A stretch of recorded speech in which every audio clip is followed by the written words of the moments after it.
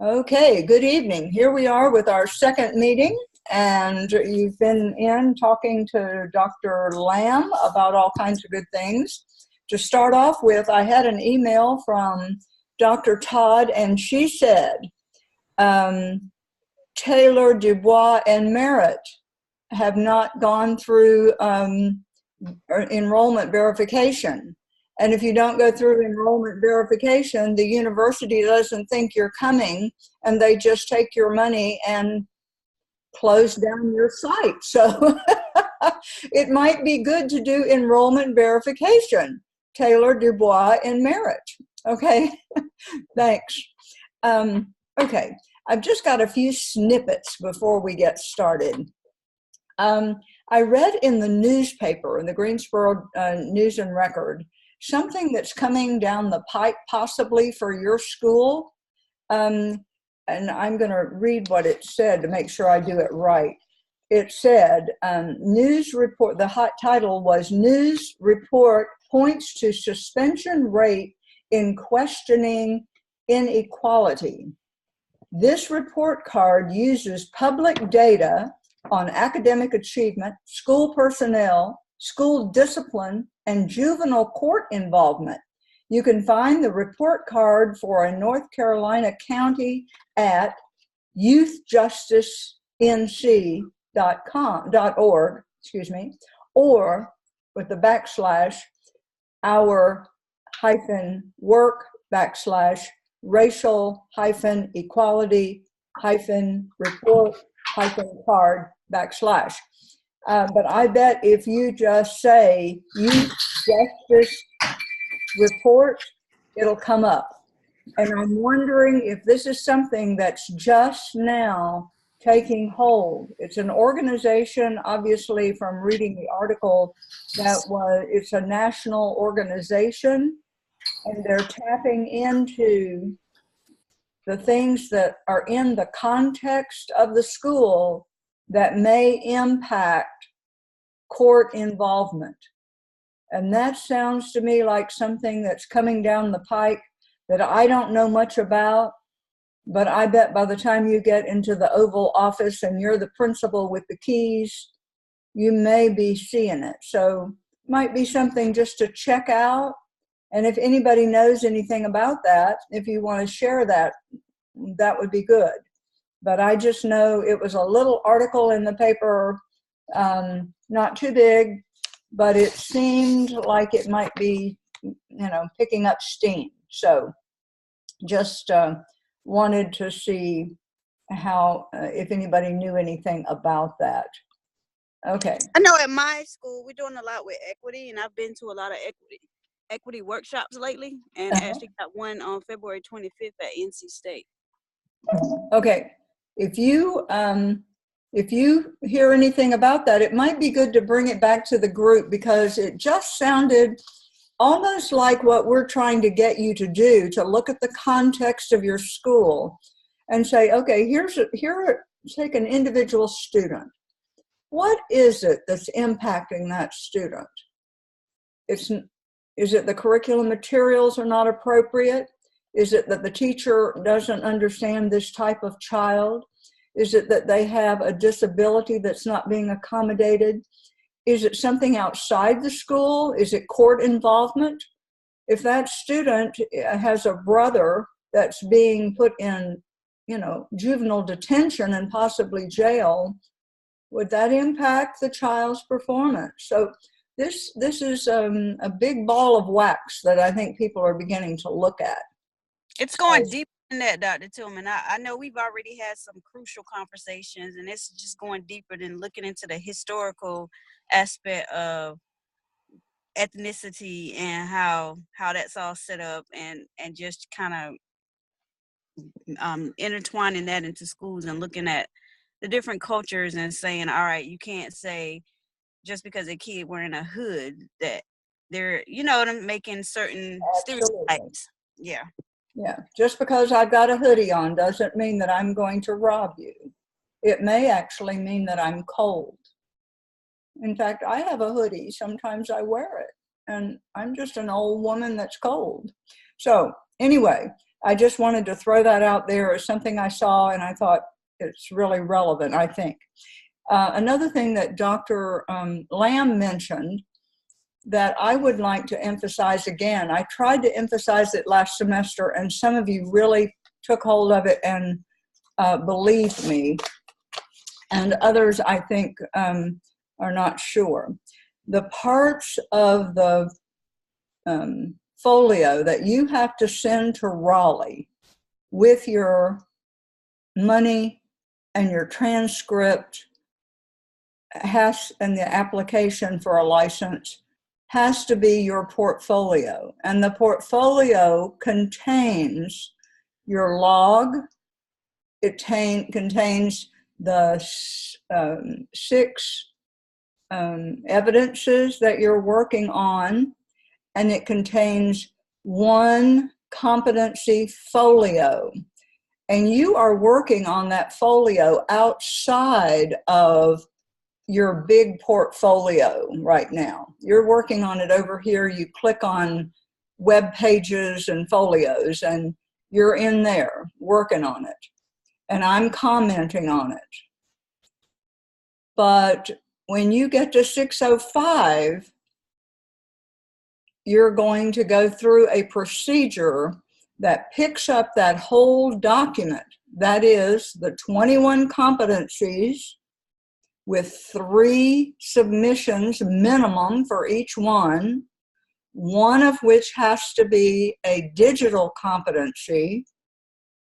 It's going to pick that up and move it over to your portfolio.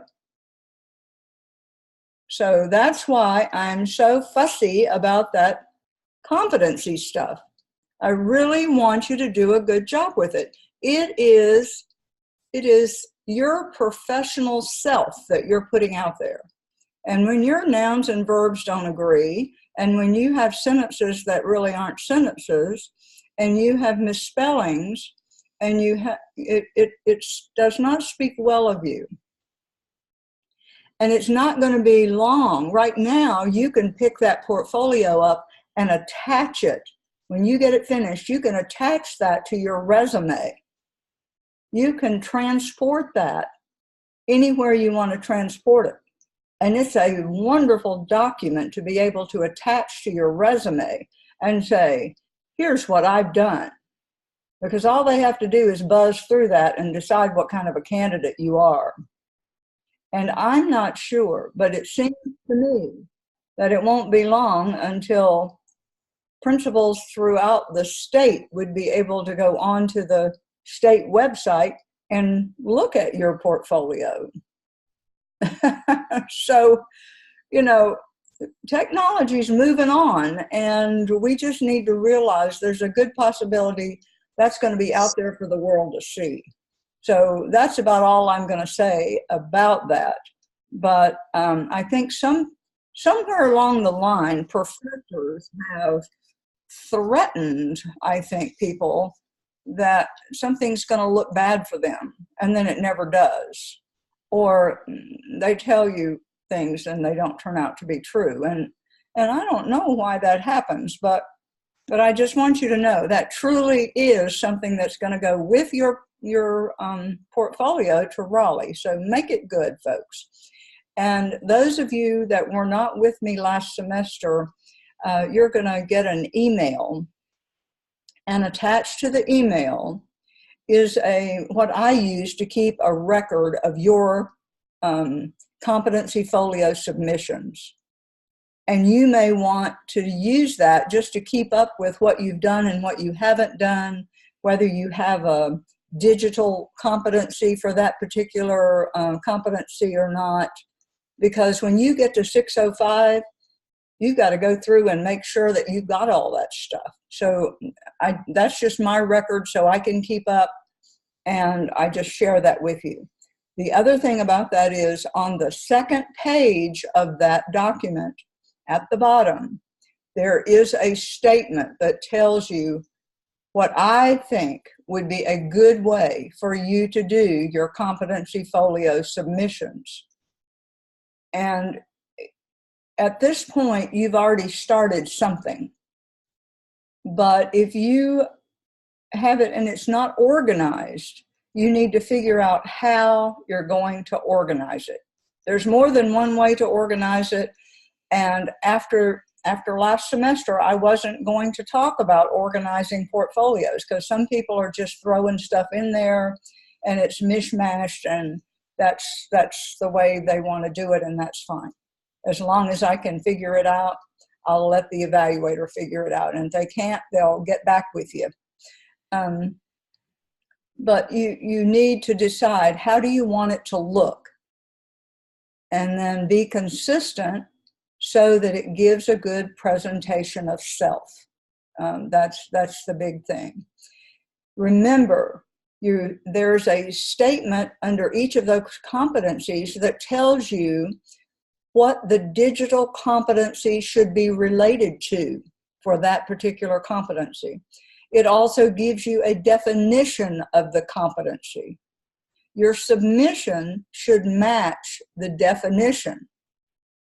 Now, you may have a definition of, one of those competencies that's a little different, but you should really be trying to match what the definition is that's given to you. Okay, so unless there's questions about the folio, that's all I want to say about that. I just want to make sure we get it started. Yes.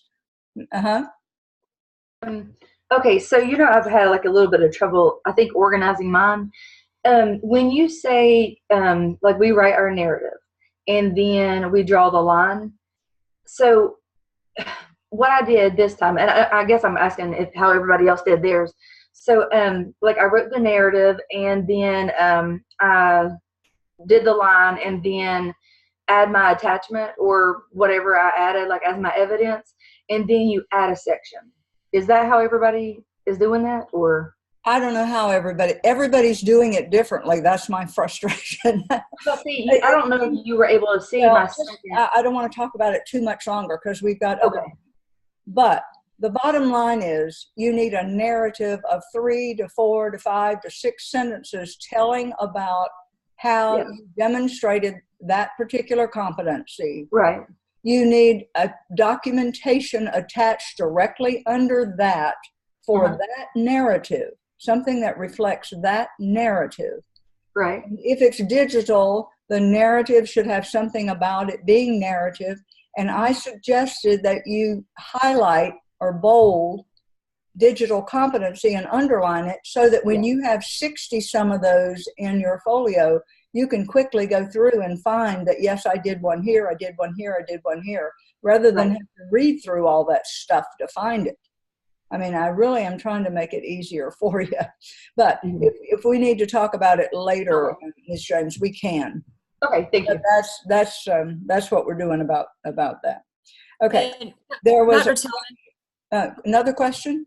Yes, ma'am. And I just, and I know we're going to move on and we can certainly talk about this later because I know it's the very beginning of the semester, but I know my group and I that were last semester with Dr. Lamb and Dr. Stedman, what you're talking about sounds absolutely nothing like what we did. Yeah, we didn't get any of that. Very clueless about what because we had we listed out narratives of competencies and then we put evidence completely in the competency folio. They were never together. So just FYI, we may need to have a conversation. No. In the reflection, you don't put any kind of, the reflection is different from the folio. The folio just has a statement of how you did the competency and something attached that shows you did it. Okay. Well, that's okay. The way y'all were talking, it sounded like y'all were adding in a bunch of extra stuff that we didn't do. So no extra stuff. Okay. Maybe you think extra stuff when I say you're going to have a digital competency because all of those, if you read them. And so I was just trying to get people so that they would realize they had done the digital for that particular competency. You just have to do one digital for the whole, the whole thing in that competency. Okay. So okay. I just wanted them to underline in bold where it said digital competency in their little narrative so that they could see it when they go back to check and make sure they've got one in every one. Oh, okay. It's Okay. not I'm saying they need to do something super different. I'm just, however you do it, so you can at the end go back and quickly see. I've got 3. It says it needs to be the aptel, the apsal, and the oma. I've got those. Oh, it's only the apsal and the aptel. I've got I've got to have an open-ended. You just got to make sure that what it says is required is what you end up with in 605. Okay. And so what I preach is, if it says there's an aptal required, make sure you've got one in there. Make sure you've got all the apsals done. And if there wasn't either of those, like some of them, the first one that's required is the OMA. So you didn't have an apsal or an aptal. So you need an open-ended to have fulfilled the requirement for doing 21, because everybody should have had at least one to start with. Okay, I think we're on the same page. Okay. And you folks really need to come back if you don't understand. I don't want you to feel frustrated out there. It's not your fault. Okay? Dr. Tillman. Yeah. I think what Eleanor, I think is her name, is saying is kind of what the confusion I had in our section last year, because in one of the Zoom sessions, Dr. Lamb said within the competency folio, you did not need to put any narrative. Right. But you guys wanted us to put narrative. But when you go into the folio, it says put your narrative here. So exactly. I think we've beaten that horse to death. At this point, you just do whatever you think is correct. And as long as at the end you have 63 submissions and you have documentation for each one, we're going to be good to go. Okay. All right. Somebody asked at office hours last Sunday the difference between a table and a figure. And that's going to come up in your research. A table is for numeric values. It can be text, but it's something related in rows and columns. Okay, rows and columns, that's a table. A figure is everything else: graphs, maps, charts, photos, all that other stuff. You number, at some point in my life, I numbered tables and lettered figures, but I checked APA and it says number the tables consecutively, number the chart, the figures consecutively. So in a paper, the first figure would be figure 1, and the first table would be table 1. Okay, so that we just wanted to make sure everybody was on the same page with that. And somebody was numbering the paragraphs. They went through, we had talked about, I think they said we had talked about 9 big headings, and so they numbered the headings.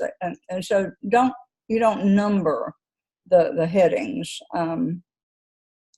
And if for some reason I send you a tracking changes copy of your paper, please don't turn that paper in. I had somebody that tried to do that last semester. I was trying to help them edit a paper, and I'll swear they turned that paper in with the tracking changes left on it. So I don't know about how I can help with that. Task Stream right now is not available. So I can't get in to look at the competency folios for the people from last semester that I didn't have. So if you don't have 21 competencies done in your folio, you have 2 weeks to get it done, and I won't know you didn't do it because your names aren't in my folio yet, so I can't get to them. I'm just assuming you have 21. I'm assuming you have a log there for 80 hours and that it's signed. And I heard Dr. Lamb say tonight, you don't have to attach anything as proof. You just write what it is that is the proof. If it's the duty roster, you just write duty roster. You don't attach the duty roster. You just write where you would find the documentation if asked. Okay, so that should be easy. all the competencies that are marked APSL and APSL should be complete, the digital competencies. And the OMA, I had a couple of people that emailed, the OMA Task 1 should be delivered to my discussion board, and that would be under the OMA Tasks for Review. Okay, that's where you put them for me, Tasks for Review. And then after everybody has commented and you do the final one, you put it in Dr. Todd's evaluation one, okay? Now, per Dr. Todd, for task 2, OMA task 2.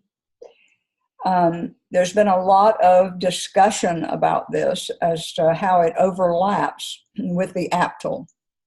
And as she said, there's a lot of it that can be cut and pasted. The trick is you've got to read through it and make it work. You've already done a needs assessment. You've already, looked at what the key areas of concern are. You've written, you've done the research and found strategies, the technology ones and the traditional ones. You've made selections of strategies that you think are best for your school. You've done all that in the APTL. And so there's a lot of cut and paste. And I will say, if you did a good job with the APTL, you're going to be so excited. And if you didn't, you're going to wish that you had. And if you focused on special populations, you're even better off. But just remember, Dr. Todd gave you a list of special needs. So you talked about it last night. Make sure you include all those, think about the gifted and the English as a second language people and speech and language and, all those other little areas. If you have emotionally disturbed, if you have hearing impaired, if you have specific learning disabilities.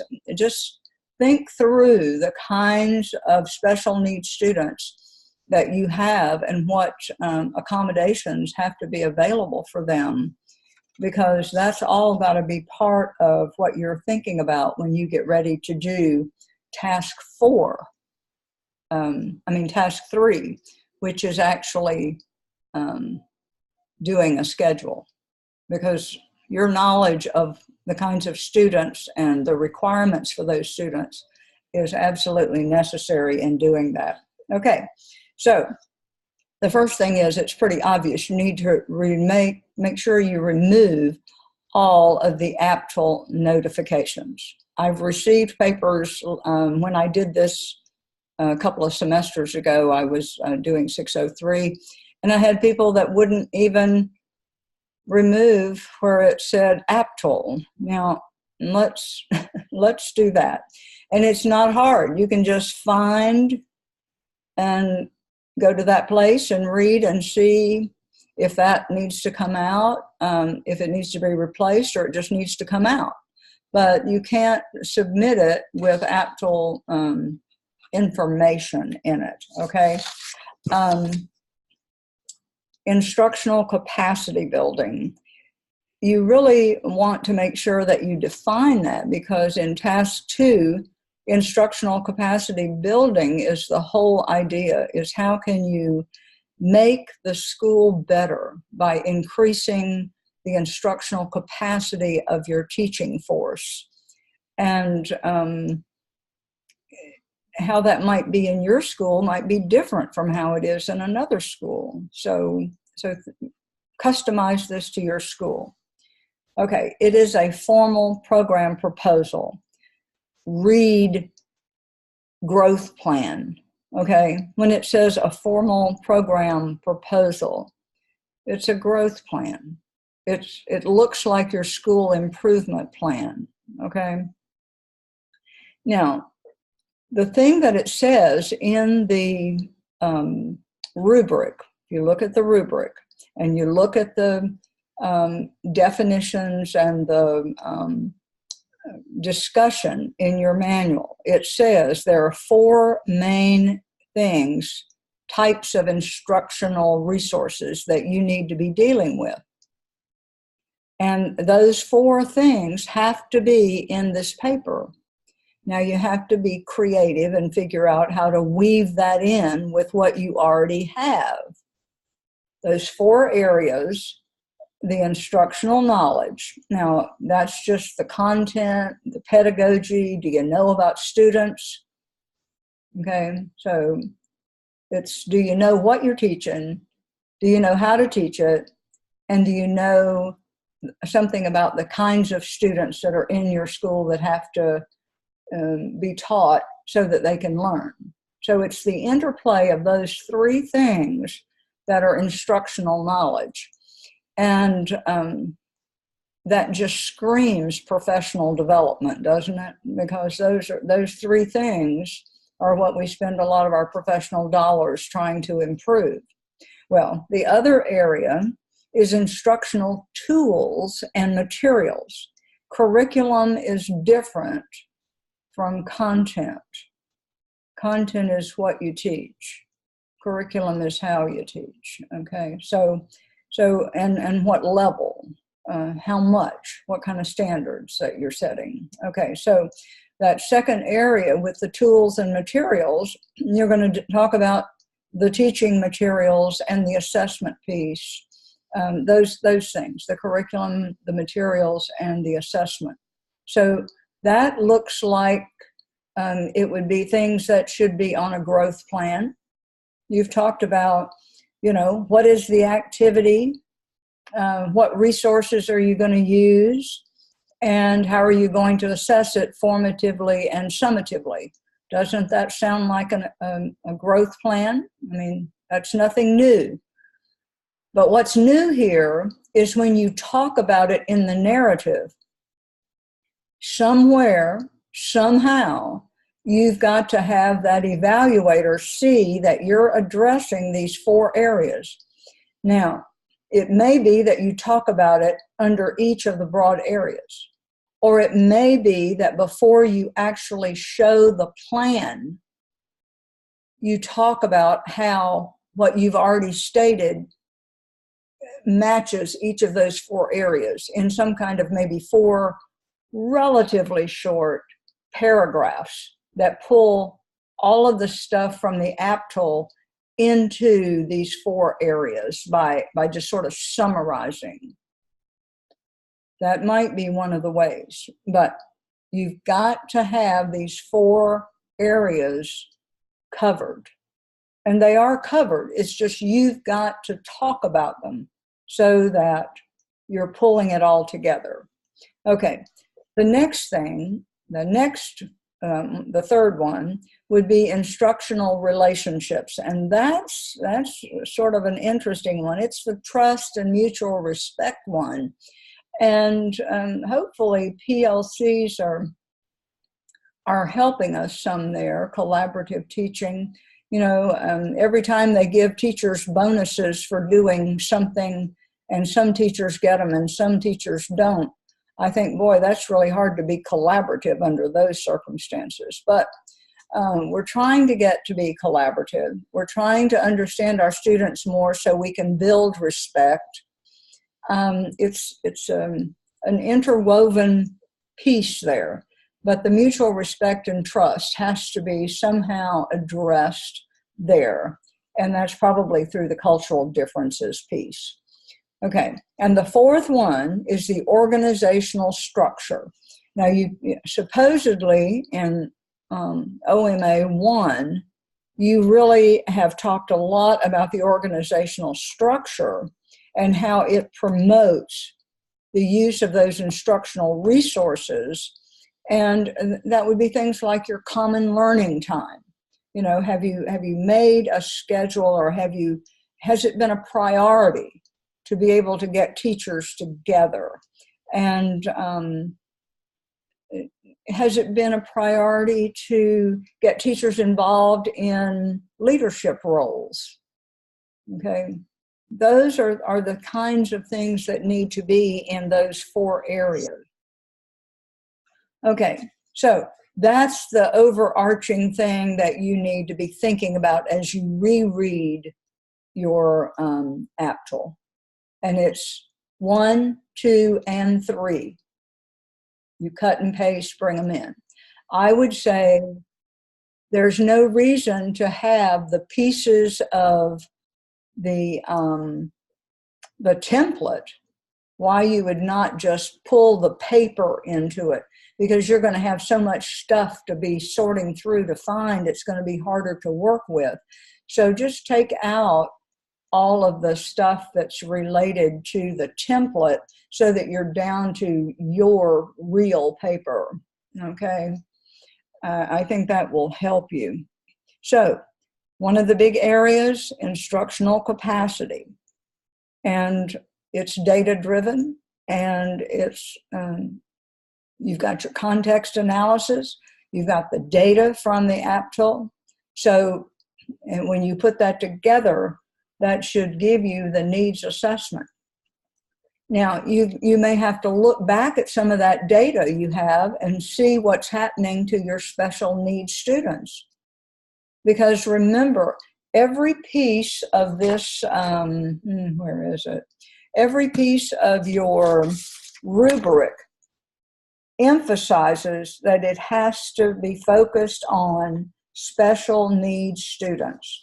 So you're not going to be able to get proficient on this unless you're focusing on special needs populations. Because on the proficient column, one of the things it says is a detailed plan for professional development, and it says appropriate and lawful services and the rights of exceptional learners and all special need populations are addressed throughout. Okay, so that's the proficient level on the rubric. So you've got to go back and look at how did you deal with special needs populations. And remember, 504s are special needs. And you probably have a lot of, I tried to get people to look at African American males, because I think a lot of those end up to be 504s. I may not be right about your school, but I think in a lot of places that's the case. So don't forget your 504s. So as you go back, remember, you have to keep the focus on special needs. And it also says in the definitions, specific concerns about federal, state, and local compliance matters. That's a focus on EC. Okay. What does your state say you have to do? What's the district say you have to do? What's the feds say you have to do? Okay. So what are those? And you can't just say we're in compliance.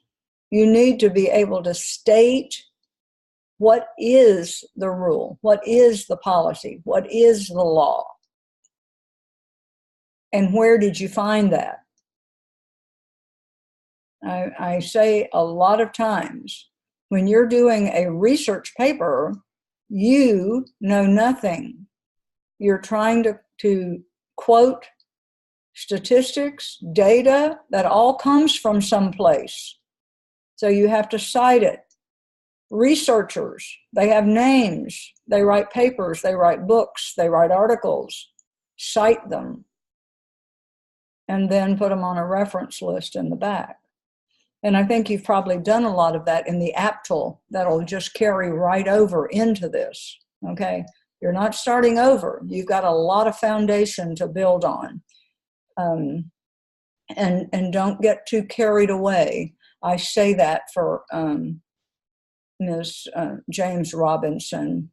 She tends to do just more work than she needs to do a lot of the time.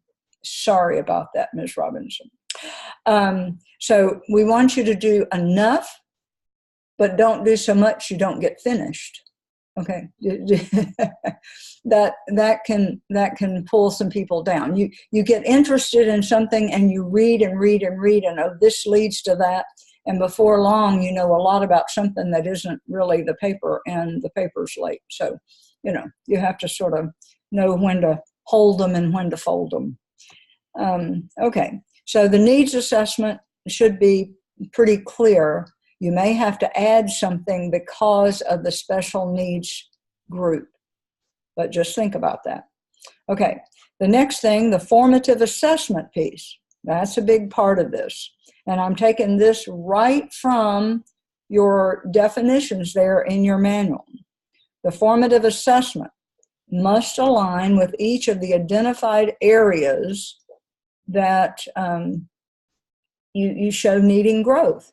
Okay, so when you did the needs assessment, remember you looked at your data, you said, okay, here are the needs in all these areas, and from all of these needs, these are the ones we're going to work on. Well, if the ones you're going to work on don't reflect the needs of special needs students, you need to go back and pull some more of that in so that you'll be doing some special needs stuff.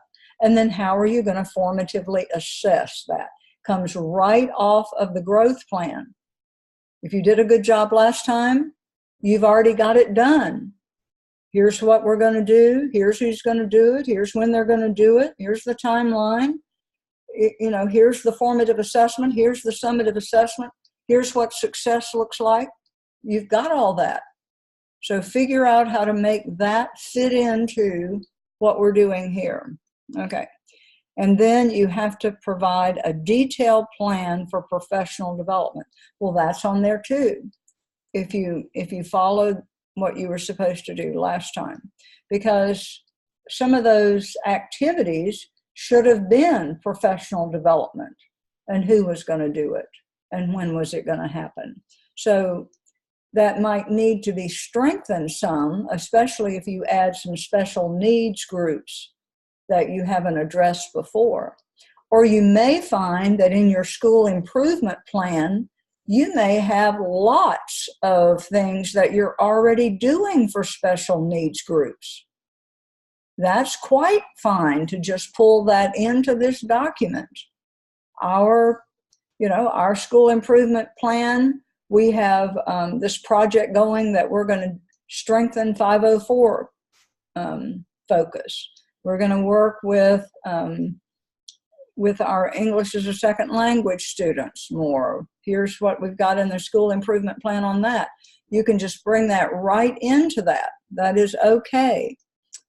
So the main thing is what you end up with is that you have appropriate and lawful services and the rights of exceptional learners and all special needs populations have been addressed throughout the plan.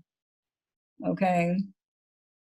And that's not me talking. I just went through your rubric and your definitions of this project, and that's what it says. And I think you can make it work. I don't think it's going to be a whole lot for you to do. But you just need to put your thinking cap on and maybe have those 4 areas sort of front and center. Maybe type them up and put them on your desk right in front of you. So as you're working, you can figure out how to frame this whole thing in those 4 areas, serving exceptional children. Okay, questions about that? Task 2. Dr. Tillman, Uh-huh. I'm another one of the folks that wasn't with you last semester, and I emailed you earlier today. I'm gonna cry, and I'm not exaggerating. I'm frustrated.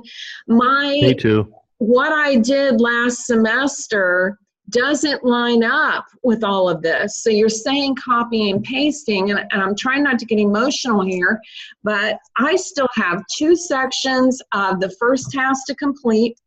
I haven't even started on the second task, and I'm feeling like I'm going to have to do it completely from scratch because my APTL was about Marzano's those 9 high strategies and increasing the capacity of our teachers in our school and using those learning and teaching strategies. It had really nothing to do with the EC population. Nothing. APSL worked on the subgroups of ESL students and the socioeconomically disadvantaged students. So I don't see how this is going to connect for me, and I'm very upset. I'm frustrated. I don't see how I'm going to make this deadline by Sunday night. I'm just being honest.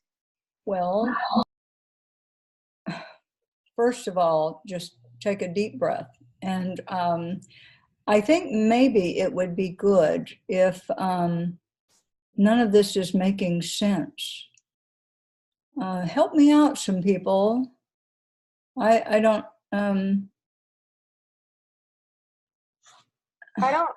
no one, I think in last semester when we were with Dr. Lamb and Dr. Stedman, nobody said that it wasn't made this clear as to what the purpose of the APTEL was. They made the purpose of the APTEL on the high yield strategy. And that's what we were to focus on. And so I'm also a little bit overwhelmed because I'm just not sure how I can take the APTEL and mold it into something new. Do we include that literature review? Okay, I hear your pain.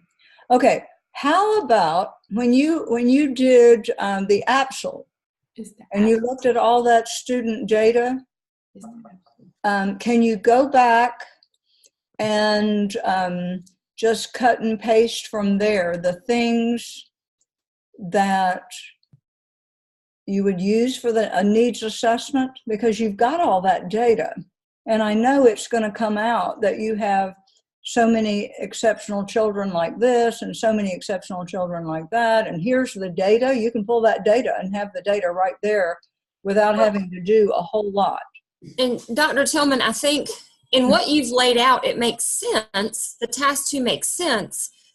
But I guess, and I know we're on a fast track, and I know, we've got, but. Okay, I just want to, I just hate being on the screen. I just hug you. I think part of the stress and part of the uncertainty here is the task 2 that you've laid out makes sense, but to try to complete the task 1 and do it well, and then have time to complete this task 2 by Sunday, seems to me to be an uncompletable task. Mm-hmm.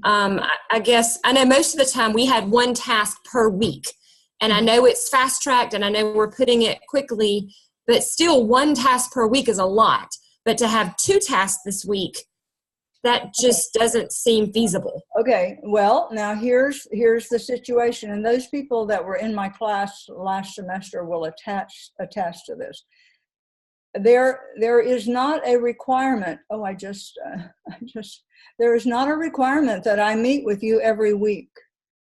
I had Dr. Todd and I work together. We think really well, and in the past, what's happened is she's sort of laid it out, and I've tried to get down to the nitty gritty. And so if that's not helpful, then I don't know what I can do to help you. If we're not going to meet, a second meeting is optional. For example, I really wasn't going to meet with you next week because I was going to talk about task 3 here, so you knew where you were going with task 3, and then not meet next week so that you have a little bit more time to work. I'm not a stickler for the deadlines, but Dr. Todd is going to want the paper, because if you turn this one in late, then the next one's going to be late, and the next one, and then we'll have, and she had 7 people on contract last semester, and she worked all through Christmas helping people get caught up. So I feel really obligated to really try to help people so that we can get you through. But I think if you look at the responsibilities for this task, it's doing a needs assessment, it's coming up with what you need what are the big things that need to happen, but they need to be focused on special groups, your special populations. And then coming up with what to do about that. And I would say if you can pull that data from the APSL easier, if the data's there and it's easier, pull it in and use that. I don't know. I don't know anything else to say. I'll be glad to Dr. Tillman, individually or. To be clear, task 1 and task 2 are due this Sunday, the 27th, because I was under the impression that task 1. Yes, task 1. Just task 1 is due this coming Sunday, the 27th. I think that's right. So task 2. I think that's right too. I don't think both are due Sunday. I think it's just task 1. Just task right, 1. Because the first week we didn't have anything that was due. And then this is our second week. So the second week we have task 1 due. Is that correct? Because another difference is it's hard Dr. for me to Lamb, speak for her because I don't know if she has changed. Let me look back here with her. When I look at Blackboard, it says week 2, January 21st to 27th. It says OMA task 2 for peer review. Post your draft of task 2 of the OMA for your group to complete peer reviews. Okay. Right, but going back, looking at week 1, it says task 1, but she made it clear that nothing was, I just assumed everything was pushed back. I guess we need to ask Dr. Thomas. I think what she has, what I took it to be, was that she was going to cover task 1 the first week, and it would then be due the second week. Right, because task 1, Correct. it says begin OMA task 1. The third week, I wasn't going to have class because then you have a week to compile the paper. Remember last semester where after you finished everything, you compiled it into one document. Remember that? Right. Okay. That's a week, and it doesn't take that long to compile that paper. So that's a place there that you can do a little catch up if you need to. Yeah. And then and then the OMA is due the next week. So I think there's a little flex time there, but I don't want you to get so discouraged. I just would like to reach out and touch you because I am so sorry that you are feeling this way. And I don't know, I can't go back and read everybody's 1, 2, and 3. Can I ask? Try to figure out. But I think you can, how about if you go through and make an outline? Just like I told you with 1, put those big headings that you need to do, okay? Then go back and decide where is information I can pull into that. Use your rubric, pull the rubric and say, okay, here's the rubric, this is what I've got to do. Make an outline of it. There's also in your manual, there's a place, a 1 sheet. I'm sure she's given you this. See if I can find it, and I'll pull it out of here. It has a red banner across the top. It looks like this. You have that in your book? Yep. That's what I made this from. The things right down here at the bottom are the biggies. That's where it says. It has to be a formal proposal approved by your site mentor. It has to show instructional capacity with a needs assessment based on available data and the context analysis from task 1. The next thing is a formative assessment plan aligned with the defined areas that need growth.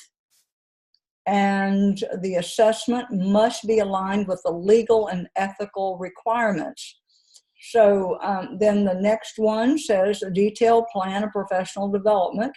So take those things from this piece and this piece make you an outline, and do what needs to fulfill that outline. And I will swear you will make a 3 or better. And this sounds like one of those times when we say, we're not after a 4. This is a time when good is good enough. Okay? Read my lips. Good is good enough. It is not worth you having a heart attack. You're dealing with families, you're dealing with school, and you're in school yourself. Be good to yourself. Work hard. Do the best you can.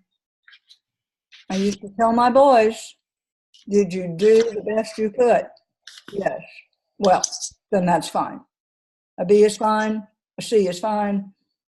If you did the best you can. And that's the way I feel about it. But make you an outline and look at your data, pull that data in there. If you need more, if you can go back and get it out of the APSL, get it and pull it in there. Dr. Tillman, I had a quick question. When you talk about the data for the special needs population, where did people get that from? Did they ask their administrators for the numbers for that, or is that from the educational statistics website that you mentioned? The North Carolina report card, or in South Carolina, it's called Advanced Ed, right? Isn't that what it's called there? Okay, so it's from that. I did see that. I just didn't realize that it had the special needs population. It has lots of information in there. It has a lot of stuff about your teachers. Right. That also, when you have to, like in one, when you have to do all that demographic stuff, that's a good place to get all that information. Okay. That's why I gave you that long list of places that you can look. Yes. Thank you. Robinson. So I know, we're talking about copying and pasting from the APTEL because that's what Dr. Lamb had said last semester.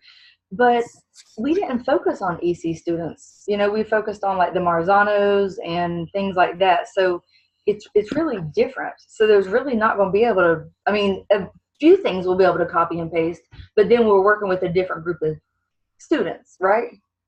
Yes, and okay. but I think there's a lot. If you look at Marzano's stuff, there's stuff there for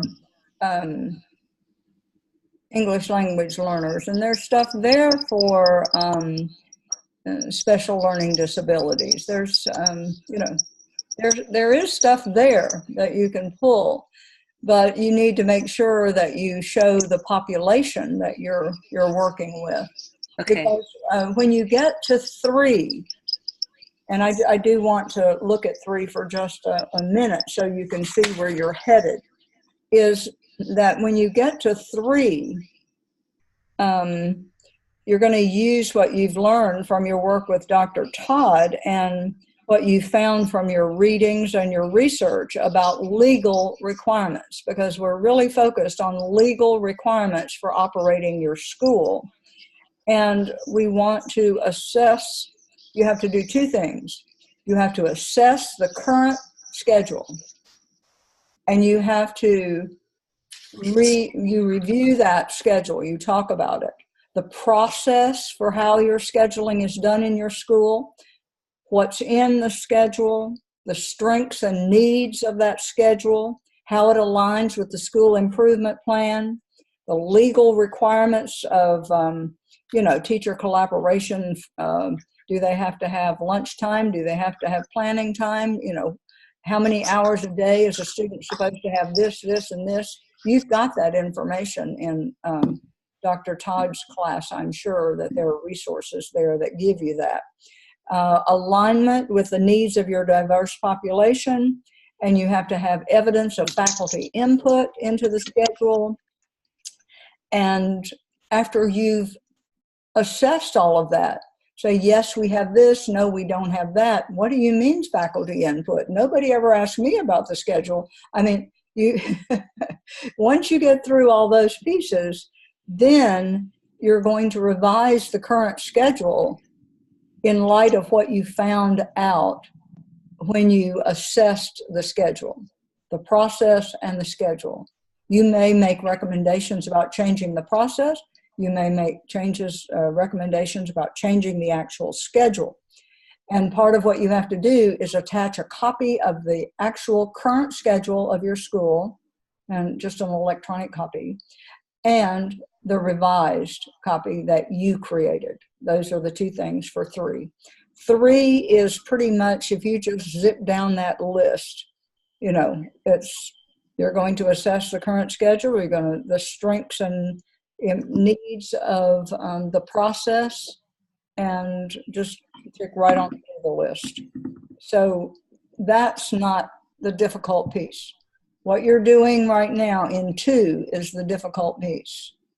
So this is just sort of the hurdle, and I want to help you do that. Can I ask a question? Yes. Okay, so maybe this is just, I'm just asking. It'd be helpful, like, since we're not finished with task 1, or I'm not, it seems overwhelming to talk about task 2 when I haven't even gotten through with task 1. So I don't know if maybe people are feeling like me, lost too, because we're talking about task 2, but we're not really there yet. I'm not there yet. Does that make any sense? I'm not there yet. Yeah. I'm not there. I think one of the big things for me is I think if we could help students see where they're headed, it makes it easier for them to do what they need to do for the next step. I think that's an important piece. And we did a pretty in-depth outline of task 1. Oh, that was great last week. Yes. Okay, That helped. well, it's interesting. I have 2 papers that have been turned in. One of them does not follow the outline at all. And one of them looks like it follows the outline really well. I haven't read the second paper, but I just Dr. Tillman, scanned through it. sorry. Go ahead. Can I ask a question about the outline for task 1? So when we went through I think there were 8 main headings that you suggested that we have. For subheadings under there, for example, if we were talking about teacher turnover, do we need subheadings for those? You can choose to do it or not. I would just say I'd put it in a separate paragraph. Right. And Okay. I'd use that term in the first sentence. Okay. Got it. Because what's going to happen, the evaluator is going to run through there and they're going to go, oh, look at that. There it is. Oh, look at that. And they're not going to be fine-tooth combing as much as if it's scattered all over the place and they can't find what it is they're looking for. Okay. Thank you. Yeah. Okay. Other questions about 1? Yeah. I have a question about 2. Okay. Go ahead. It says for proficient, approved program proposal to site mentor on the rubric. What is that? Well, it's that the site mentor approves of it. Okay, so just mentioning that you shared it with your principal and the principal approves of it. Yeah. Okay. It says,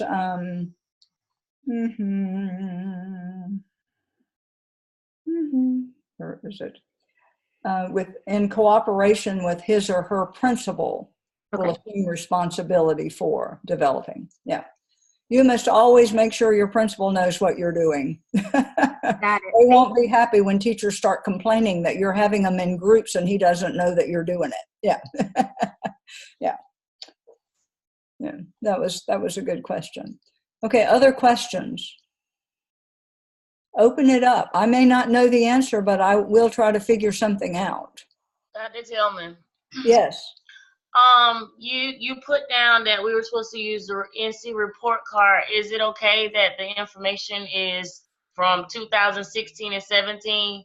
Me and my principal looked it up yesterday, and none of the recent information is there. So is that okay? That's fine. That is absolutely fine. And you can just say the most recent data are shown below or whatever. Okay. Yeah. That's not a problem at all. Use whatever he would be using or she would be using. That's what you use. Yeah. Dr. Tillman? Yes. I'm trying to understand the connection between our AppTel, what we did with our PLCs, and how this plays into the OMA.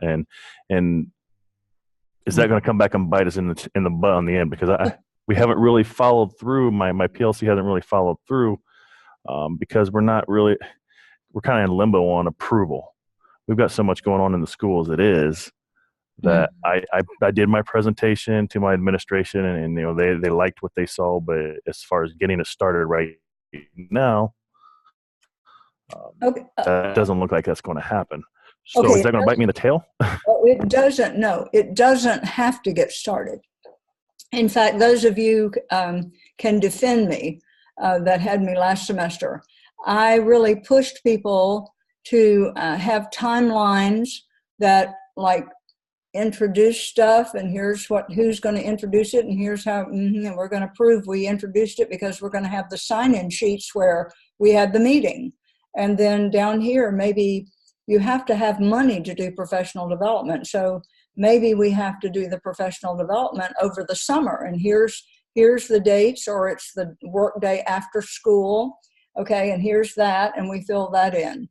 Some of it may be next school year that you're going to be following up and doing the next step. So it doesn't have to all be completed now. Okay, and that's where we're looking at. We're looking at at the next school year we could possibly implement. I'm sorry. Yes. So okay, I was sweating bullets. Yeah, well, that makes perfect sense. Mm-hmm. Because think about your school improvement plan. Because in 605, believe it or not, you're going to work on the school improvement plan, and you're going to take all this stuff that you've developed through these semesters and crash it into a school improvement plan.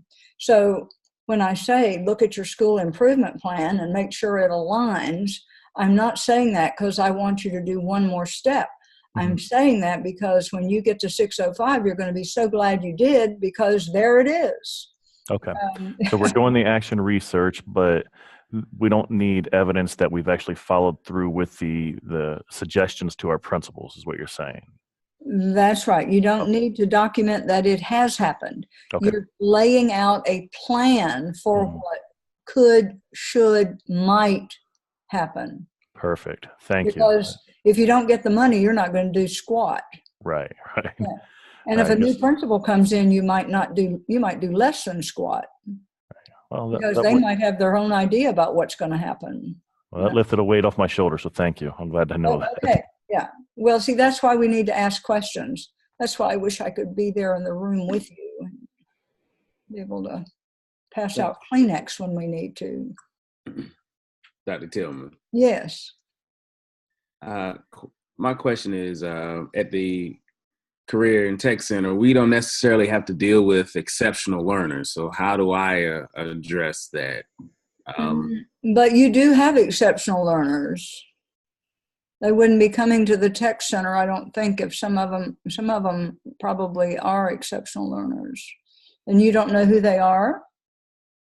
Not necessarily, because well, our school has two separate sides. So most of those who are would fall into a lot of that category are not really on the side that I'm in, and the data. So I guess I can try to track that data down and incorporate that. Yeah, that's probably going to be the easiest thing for you, because I was going to say, if you have exceptional children in your program and they're not having their accommodations, you've just found an illegal problem. Well, we have IEPs and something like that, but when they get to the 504s and things like that, self-contained, they're not in our side. They're on another side of the, in another section of the building. Well, but you do have students with IEPs in your Yes, section. ma'am. Okay. Yes, ma'am. Okay, those are the students I'd focus on. Okay. Because when you first started, it sounded like you didn't have any. But No. as long as you have some, the best thing you can do is say, I'm in this special technical school and I only have 5 students with IEPs, and, how about gifted students? You have gifted students over there? Not that they're not classified as that when they come to us. When they come to us, they're just a student. So we don't really have them listed out or have gifted program. We have a National Technical Honor Society. I don't know, but that wouldn't necessarily count. It doesn't have the same standards as being in the gifted program. So We did not classify. So do you know that those students are not identified? Not through any data that I see. I would have to go back and try to track through the district again, but not as identified for us. Uh-huh. Well, I would think that it would be good if you could somehow put your hands on that information, because if you've got 504 students, they have some accommodations and some needs, and also if you have English language learners, none of that.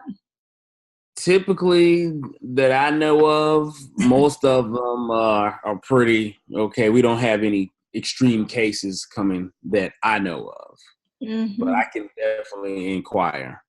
Yeah, because if those students have IEPs, they have some accommodations on there, and Well, yeah, we definitely get those letters, and we definitely have to deal with some of that. So, yeah, I actually have 2 high-level autistic kids in my class at the same time. So, okay, so all right. See, now that's where you're going, but if you you need to know who your population is, and it's really hard for you, I know, because there are a couple of you that are in specialty centers, and you don't have a random population. It's a really focused. But if you've got some, I'd target them. Okay. Yeah, I think that's better than trying to broaden your scope, Right. for this purpose. Okay. Because you can legitimately say, I only have 3, or I only have 5, or whatever. And you can probably make your APTL work then. Okay. Yeah. Okay. Other questions? That was good. We have lots of chatting going on, so I know there's frustrated people out there. What are the... Dr. Tillman, yeah, just for the good of the of everyone and for me, what did we decide about what's due this Sunday? Are both tasks due this Sunday? Is that a yes or a no? I can't speak for Dr. Todd, but as far as I'm concerned, I would like a good task 1 versus a pieced together not good task 1 and 2. Does that make sense? Okay, so how about if we agree that I'm going to take task 1 only, and I'll be expecting task 2 next week? Okay, is that all right? And honestly, like, even though like some of the dates say that, I mean, they'll work with you, and be flexible with the dates. We thank you for speaking up for us. It's a lot and it's overwhelming. I mean, and they really will. Even like the peer reviews and stuff, I mean, they want you to turn it on time, but they also know, like, we all work, we have families, life goes on. So they really will work with you. But you got to get it done. Yes, you have to get it done. And don't question to get it done. I'm assuming there's another week built in, just like last semester with those that were affected by the hurricane. There's probably another week built in for us here. So. Well, no, I'm afraid not. I think it's snowing outside now. Yeah, we're burning it right now. So I have a question. I don't know if I'm missing something, but have the peer groups been established yet? That's not available. I see Kelly shaking her head. Yes. What link did you click on the Blackboard, Kelly? Yeah. So if you go to the bottom of Dr. Todd's shell, okay, it'll have the peer groups there. That probably means I'm like the master because I haven't heard anything from anyone. Me neither. Okay. I'm pulling it up to see. So yeah, if you click on her like 603 and then scroll to the bottom, and it'll say my groups, because like I'm peer review group 2. Okay, thank you. You're welcome. Okay, how can we determine where Miss Hardy is? I'm lost. I need help. Well, I just want to get you in. I want to know who is going to be your peer whose peer group you're in. Can you tell that, Ms. James Robinson? I can only see mine. Oh, you can only see yours. Okay, so Ms. Hardy, can you go on your computer and go to your 603 class? And is it on the left drop-down menu? See, I can't see that. So it's all the way at the bottom. Okay, all the way to the bottom. And it says my group, is that right? Okay. Look at my group.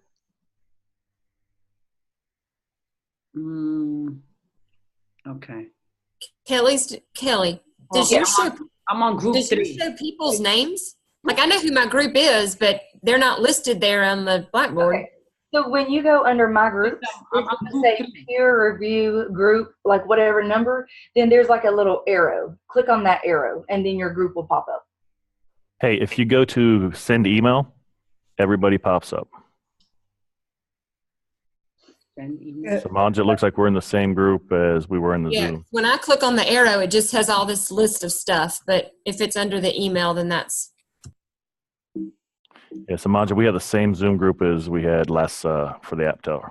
Yeah, I see. And I looks again, like I said, I'm the Zoom master. What I'm interested in is trying to find Miss Hardy, because she wasn't in a group, and so I don't know whose group she would have been assigned to.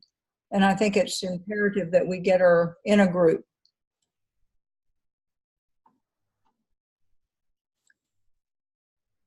Ms. Hardy, were you able to find it? Yeah, I'm in a group. It says group 3. Group 3. Members China. Oh, okay, Mr. China.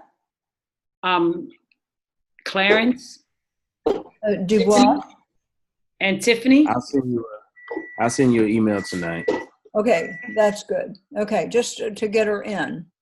And we'll hope that you can stay in touch, and they'll calm you down so that you'll get in touch with me at the drop of a hat.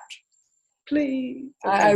I do answer emails. I will Zoom with you. I will talk with you on the phone. I will meet with you Sunday evening. If you just let me know.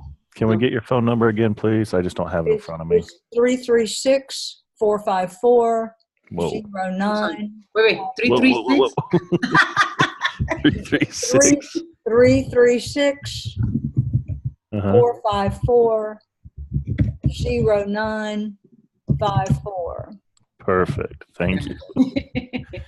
And I am here to serve. And do you answer text messages too? I prefer not to. I do text with my children. Okay. But I really want to talk to you. Oh, perfect. I can tell a lot by the sound of your voice. Defeated. Yes. Done. That's why I don't teach classes. I would just dry up and blow away if I couldn't touch my students. I want to be there with them, and I'm getting too old to do that. So I just sit here and try to help you. And I know Dr. Todd was telling yesterday that her class is 6 hours and it's, grade whatever. This grade is pass-fail. And the big deal for the pass-fail is that competency folio. And I will admit open-armed that I have nothing over you. I just try to help you, try to get you through. If you try to do the work, you'll pass. But the problem is you won't pass Dr. Todd's class. Or if you pass her class and you still haven't done your portfolio, at the end of 605, you won't get a license. You'll have to sign up for $699, which is the continuation course to finish your portfolio. So you got to do the portfolio no matter what. So, just let me help you along the way so you don't have to do the extra course. Okay? Call me, email me, Zoom me, whatever. Okay. So you've got a link now Ms. Hardy. And Okay. Mr. China's going to email you, and your group is going to give you some support. Who's going to email me? Mr. China. Please. Thank you. Thank you. Okay. Other questions? Okay. We have gone on longer than I had anticipated, but I see with all the chats, I see there are 56 chats down there. I don't read them. So if you want to say bad things, it's okay. You have to have some way to release stress. So just release it on me. It's okay. Dr. Tillman, will these videos be uploaded to YouTube regularly, or will they not? Oh, I do upload the Wednesday night class. I upload. I do not upload Sunday. And then what about Tuesday? Because I noticed that was in Blackboard and there wasn't a YouTube video sent out for yesterday. I don't know about what Dr. Todd does. Okay. All right, so you guys do something different. All right, thank you. Yeah. Dr. Todd does the Tuesday, and she does your 6 hour 603. I do the 2 hour pass-fail internship, and usually I have the same students all the way through the program, and so I feel your pain because you have to get used to me after with someone else. I'm so sorry, but I'll try to make up for it in time. You just let me know. Okay. Any last question before we sign off? All right. I'm looking forward to getting task 1 according to the outline we did. Okay. Love you good. Bye-bye. Thank you very much. Have a nice evening. Bye-bye. Bye.